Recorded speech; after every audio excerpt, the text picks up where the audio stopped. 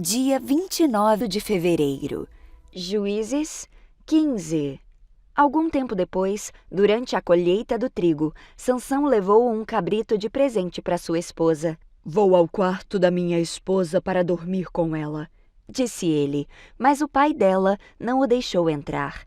Eu tinha certeza de que você a odiava, explicou ele. Por isso eu a dei como esposa, seu acompanhante de casamento. Mas veja, a irmã mais nova dela é ainda mais bonita. Case-se com ela, Sansão disse. Dessa vez, ninguém poderá me culpar de tudo que eu fizer a vocês, filisteus. Então saiu e capturou 300 raposas, amarrou-as em pares pela cauda e prendeu uma tocha em cada par de caudas. Depois acendeu as tochas e soltou as raposas no meio das plantações de cereais dos filisteus. Assim, queimou tudo, tanto os feixes já ceifados como o cereal que ainda seria colhido. Também destruiu os vinhedos e os olivais. Quem fez isso?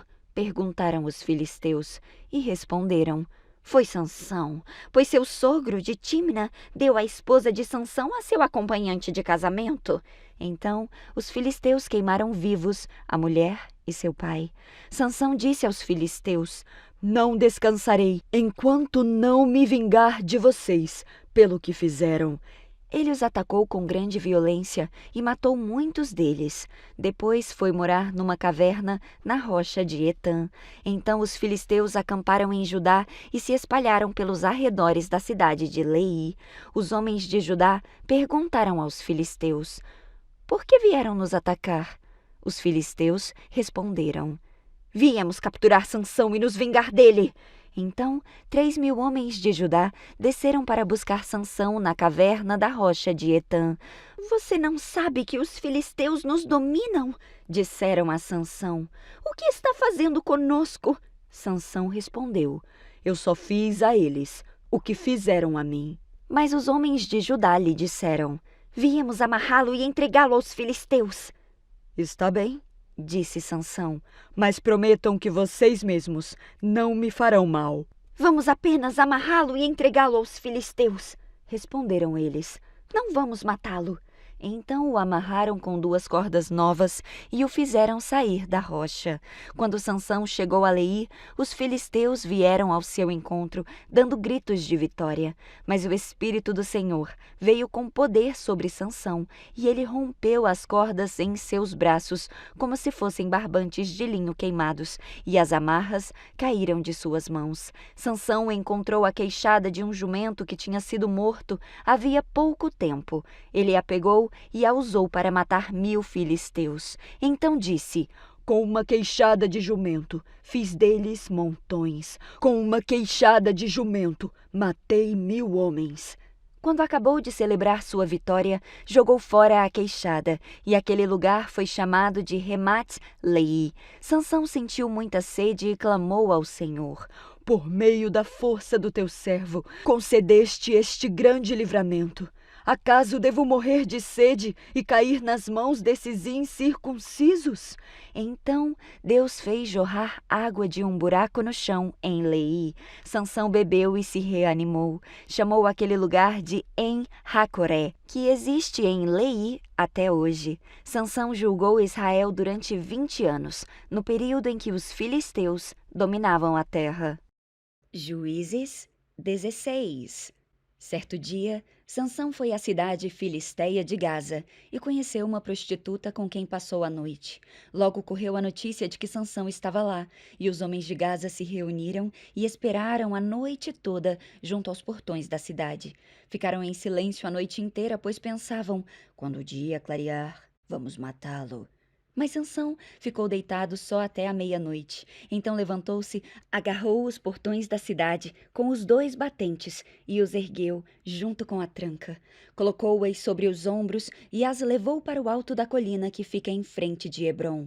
Algum tempo depois, Sansão se apaixonou por uma mulher chamada Dalila, que morava no vale de Soreque. Os governantes dos filisteus foram vê-la e disseram: Seduza Sansão para que ele lhe diga o que o torna tão forte e como podemos dominá-lo e amarrá-lo sem que consiga se soltar. Então cada um de nós dará a você 1.100 peças de prata. Assim, Dalila disse a Sansão: Conte-me, por favor, o que o torna tão forte e como poderia ser amarrado sem conseguir se soltar. Sansão respondeu: Se eu fosse amarrado com 7 cordas de arco novas, ainda não secas, ficaria tão fraco quanto qualquer outro homem. Então os governantes filisteus levaram para Dalila 7 cordas de arco novas e ela amarrou Sansão. Ela havia escondido alguns homens num dos quartos interiores da casa e gritou: Sansão, os filisteus vieram atacá-lo! Mas Sansão arrebentou as cordas de arco de uma vez, como se rompe um pedaço de barbante queimado, e não descobriram o segredo da sua força. Mais tarde, Dalila disse a Sansão: Você zombou de mim e mentiu. Agora conte-me, por favor, como poderia ser amarrado.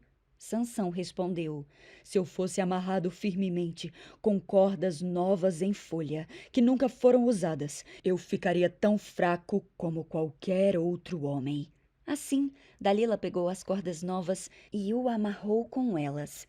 Os homens estavam escondidos no interior do quarto, como antes, e de novo Dalila gritou: Sansão, os filisteus vieram atacá-lo!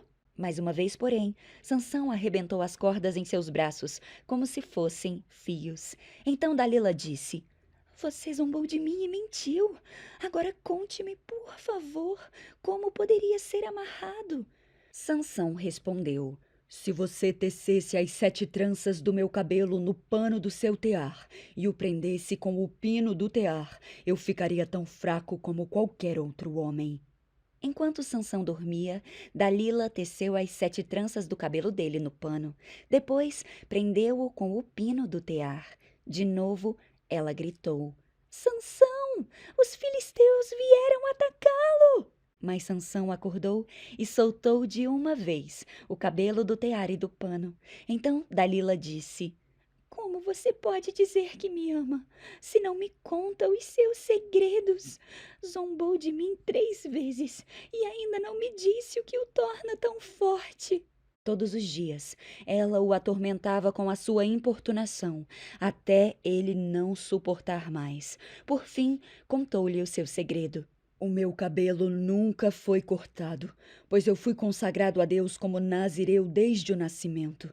Se a minha cabeça fosse raspada, eu perderia as forças e ficaria tão fraco como qualquer outro homem. Dalila percebeu que finalmente Sansão havia lhe contado a verdade e mandou chamar os governantes filisteus. Venham mais uma vez, disse ela. Sansão finalmente me contou o seu segredo. Os governantes foram ao encontro dela e lhe deram o dinheiro. Dalila fez Sansão dormir com a cabeça em seu colo. Então chamou um homem para cortar as 7 tranças do cabelo dele. Desse modo, começou a enfraquecê-lo e as suas forças o deixaram. Então ela gritou: Sansão, os filisteus vieram atacá-lo! Ao acordar, ele pensou: Farei como das outras vezes e me livrarei deles. Não sabia, porém, que o Senhor o havia deixado. Os filisteus o capturaram e furaram os seus olhos. Levaram-no para Gaza, onde o prenderam com 2 correntes de bronze, obrigando-o a moer cereais na prisão. Não demorou muito, porém, e o seu cabelo começou a crescer de novo. Os governantes filisteus realizaram uma grande festa, na qual ofereceram sacrifícios e louvaram o seu deus Dagom. Nosso Deus nos deu vitória contra o nosso inimigo Sansão, diziam eles. Ao ver Sansão, o povo louvou o seu Deus. O nosso Deus nos entregou o nosso inimigo, diziam. Aquele que destruía a nossa terra e matou muitos de nós, agora está em nosso poder. A essa altura, já estavam muito bêbados e começaram a gritar: Tragam Sansão para que nos divirta! Assim, trouxeram Sansão da prisão para diverti-los e o fizeram ficar em pé entre as 2 colunas que sustentavam o teto. Sansão disse ao jovem servo que o guiava pela mão: Põe as minhas mãos nas 2 colunas que sustentam o templo. Eu quero me apoiar nelas. O templo estava lotado, todos os governantes filisteus estavam presentes e havia cerca de 3.000 homens e mulheres na cobertura, vendo Sansão e se divertindo às custas dele. Então Sansão orou ao Senhor. Soberano Senhor, lembra-te de mim novamente. Por favor, ó Deus, fortalece-me só mais uma vez. Permite que, com um só golpe, eu me vingue dos filisteus pela perda dos meus 2 olhos. Então Sansão se apoiou nas colunas centrais que sustentavam o templo, empurrou-as com as 2 mãos e exclamou: Que eu morra com os filisteus! E o templo desabou sobre os governantes filisteus e sobre todo o povo. Assim Sansão matou mais pessoas quando morreu do que em toda a sua vida.